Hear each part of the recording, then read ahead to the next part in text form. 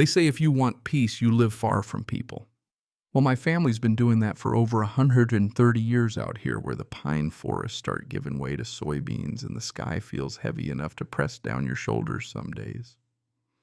This land, Hawks land, stretches across 400 acres on the south end of Bladen County, and I was born right here just like my father and my grandfather before him. And if I have my way, I'll die here too. What I didn't expect was almost dying from a stroke the day I opened a letter demanding $100,000 from me over a barn of all things. I know it sounds like the start of a bad joke, but stick with me. Let me back up a second, set the scene. Ever since my dad passed, I've been running this place solo for the better part of 12 years. It's not just me. 2 egg companies lease part of the land. The east side's got beekeepers. And on weekends, I keep a little maintenance shop going for local farmers who don't want to pay John Deere rates. But last year, for the first time, I did something just for myself. I built a barn, no, not some half-rotted old shed, but a steel-walled beauty tall enough to shelter the new drone rigs and the case tractor I picked up at an auction. Concrete foundation reinforced everything, my own little cathedral of sweat and elbow grease. Trouble started when the southern edge of my land, which butts up to what used to be old timberland, got some new neighbors.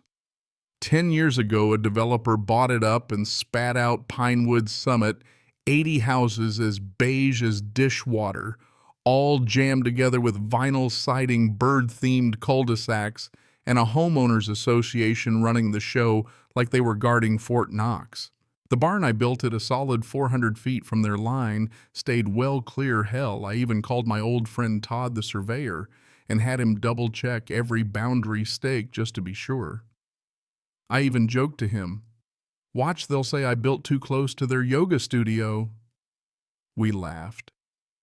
I'm not laughing now. 3 weeks after the last bolt went in, a letter landed in my mailbox, cream envelope, pinecone logo, Resident Brandon Hawks. Inside 2 pages of legalese, all sincerely and regrettably, but the gist was this. My barn violated the architectural conformity standards of Pinewood Summit, and I owed them $100,000 payable in 2 weeks. At first I thought it was a joke, maybe even spam. But then I saw the signature, Karen Willoughby, HOA president. Never met her, but everyone around here knows the legend. Queen Pine, they call her. She once fined a guy $200 for leaving his hose in plain view. Had a Halloween pumpkin display removed for seasonal insensitivity. You get the picture. So I called, or tried. Their HOA phone dumped straight to voicemail. I left a message nice and calm explaining there had to be a mistake, seeing as I wasn't part of their HOA. My land's been a separate plat since 1891, tax paid every year. Deed framed in my office, no shared roads, nothing. 2 days later, she showed up herself, black Lexus heels and the gravel sunglasses so shiny they probably scared the crow's clipboard under her arm like she was here to audit the entire county. "Mr. Hawk," she said. "Who's asking?" I replied, hands greasy from working the tractor. "Karen Willoughby," she said. "You've received our correspondence," I said, I had eyeing the 2 men with her, one in a tucked polo, the other with a measuring wheel. She said they were here to verify setback violations, that my barn was encroaching on community boundary and breaking their visual harmony standards. I had to laugh. My barn's on my land, lady, and I don't care about your harmony. She gave me that look like you give a dog that's peed on your rug. You may be unaware, Mr. Hawks, but the land south of your barn was integrated into our development zone under the Sierra Group's expansion plan. Your land was categorized as unclaimed and subject to review. I let that hang. This land's been in my family since Grover Cleveland was president, I said. You saying I can't build a barn here because you feel like it's yours? It's not about feelings, she said, tapping the clipboard. It's about community standards. Lady, this ain't your community, I shot back. Her measuring guy moved in and I stepped between him and the post. You got one chance to get back in your car. You cross that line, I'm calling the sheriff. She stared me down, then gave this sweet fake smile and said, You have 14 days, Mr. Hawks. Then she left. That night I pulled every deed, every map, and called Ron, my lawyer. I had a bad feeling. Sure enough, 4 days later, a letter came, heavier paper embossed pine cone like a damn royal decree. This time it was hand-delivered by some nervous kid.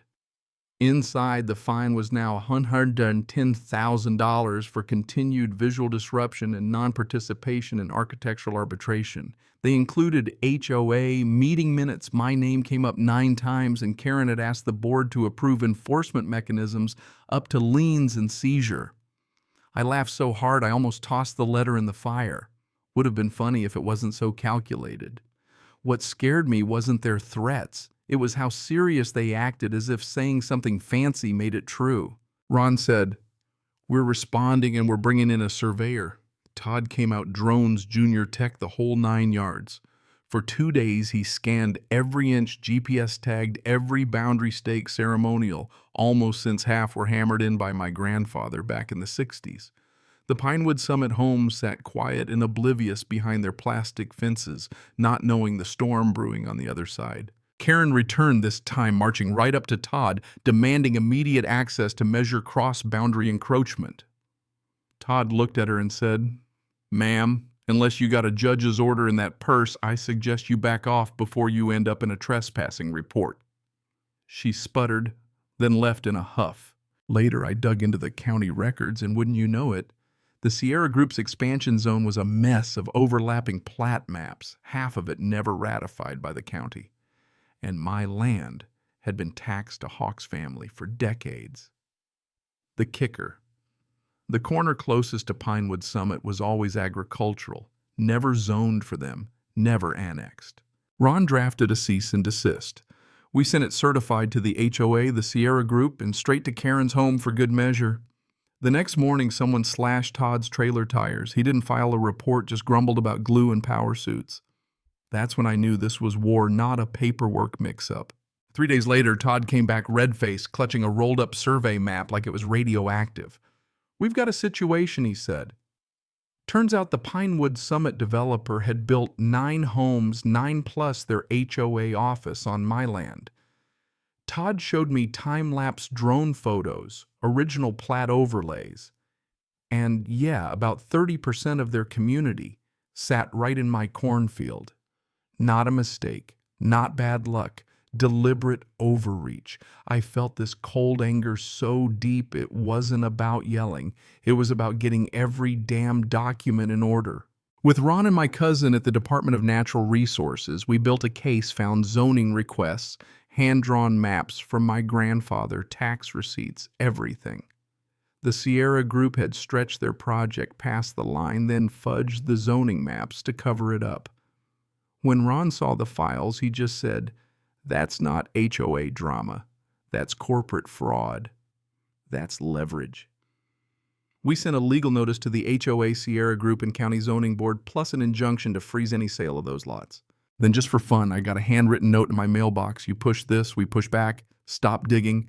I installed Motion Lights trail cams and called a buddy, Mike, ex-state attorney's office. He owed me a favor from a hurricane season irrigation fix. Mike connected me with a forensic land use analyst, a real job, apparently. The guy cross-referenced every permit, every HOA document, and confirmed it all. 9 homes, driveways, sidewalks, the HOA office, and even a future community park, all on my dirt. So did Karen back down? Not exactly. She tried the old kill 'em with kindness approach. Showed up at my door one evening with a Tupperware dish. Homemade apple cobbler, she sang like we were friends. I didn't invite her in. She wanted me to come to a community gathering, just folks, no lawyers. I took the cobbler, closed the door, and called Ron. "It's starting," I said. He told me to play along, but don't sign a damn thing. At the gathering, held ironically in the HOA clubhouse, 30 feet onto my land, Karen tried to charm me with wine small talk and a sign-in sheet that was really a legal document buried under fine print. Nice try. I picked up the sheet, folded it, and pulled out my own an affidavit for the county prosecutor outlining the forgery and encroachment already prepped for a signature.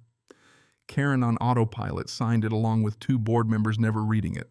I thanked them and left with both. When Ron saw the signed document, he about choked on his coffee. She just acknowledged your complaint and dated it. That was the domino that toppled the whole mess. The DA started a formal investigation, land fraud, document forgery, malicious prosecution, the works. County zoning officials got subpoenaed. One quit on the spot, another got caught forging plats. Suddenly, the Sierra Group was under state audit, their development license suspended, and Karen herself was facing indictment. When it came time for court, Karen staged a tearful press conference, blamed bitter old farmers and outdated maps, but nobody bought it. The evidence was ironclad deeds, maps, GPS, and that video of her signing the affidavit at wine night. She became a meme. By the first hearing, Karen's army of board members was down to a huddle. Her lawyer looked like a hostage, and mine Ron cowboy boots, and all laid out our case with the flair of a man who'd waited his whole life for this moment. The judge wasn't having any of Karen's urban growth nonsense. He called it what it was, trespass. "Mr. Hawks, do you want full restitution?" Ron looked at me. I nodded, and the judge granted it, halted. All Pinewood Summit Development ordered demolition of every structure illegally built on my land and launched a criminal case against Karen. A few weeks later, demolition crews rolled in, county-ordered sheriff standing by, and a crowd gathered like it was a state fair. Some had lawn chairs, others signs, "Don't tread on farmers." This land is Hawks' land. Even the Pinewood Summit folks showed up curious what happens when an HOA queen meets a bulldozer. The beige houses folded like cardboard windows, popping roofs, caving in. The grand finale was the HOA office, Karen there screaming that I was destroying the community. I just watched as the excavator tore down her little palace, said, "Funny, you tried to destroy mine." News crews went wild. Someone live-streamed it. HOA tyrant watches her empire crumble. It went viral. The court ordered restitution over $1 million to me. Karen tried to skip town, got arrested at the airport under her sister's name, charged with fraud, forgery, false title, you name it. Her bail was set at $750,000. You'd think I'd celebrate, but I didn't. I walked, my land cleared now, the southern field empty, but for piles of rubble and birdsong returning for spring. I laminated the court ruling, nailed it to a post right next to a new sign, "Trespassers will be prosecuted." Hawks' land since 1891. That night I slept good, better than I had in years. Maybe the next generation will do better, you know. Or maybe someone will always try to take what isn't theirs. What do you think, is justice a bulldozer or just doing right by your own? Drop a comment, share your story if you've ever fought back for what's yours. I want to hear how you define justice out here, where the fences are real, but so are the people.